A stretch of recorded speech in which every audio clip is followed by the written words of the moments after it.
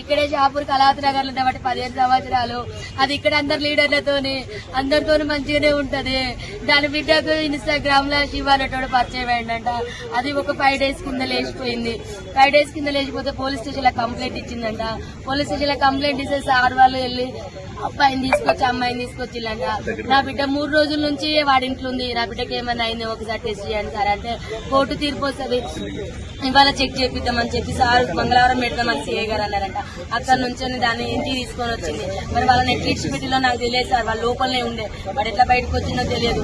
మా అమ్మ ఇంట్లో పూజ చేస్తాను రమ్మని బిడ్డ పిలిచిందంట.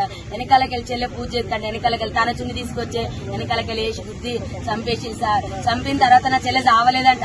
కొనుక్కుతో కొట్టుకుంటా అంటే మళ్ళీ పిలిచిందంట. వాడు పోయిన తర్వాత రా మా అమ్మ చచ్చిపోలేదు, చంపేసినాక మనం ఇద్దరు వెళ్ళిపోతే రమ్మంటే వాడు మళ్ళీ వచ్చి సుత్తే కొట్టే సుత్తతోని కంతలు ముక్కులు కొట్టి ఇవన్నీ గట్టిగా బిసికేసి ఇట్లా ఊరేసి కడుపులంతా గుద్ది చంపింది సార్. నా చెల్లె ముక్కు నుంచి బ్లడ్, నోటి నుంచి బ్లడ్, ఇల్లంతా పెరుగులాట చేసింది.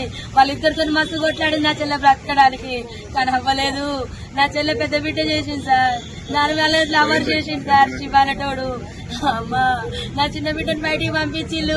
నా చిన్న బిడ్డ ఉంటే చంపకపోవు. అది 8 నెలల నుంచి ప్లాన్ చేసిన సీఐ గారికి కంప్లైంట్ ఇచ్చింది. ఇప్పుడు తీసుకొచ్చింది సార్. ఇప్పుడు పొద్దున తీసుకొచ్చి వాళ్ళని ఫస్ట్ పోయినప్పుడు 2 సార్లు తీసుకొచ్చి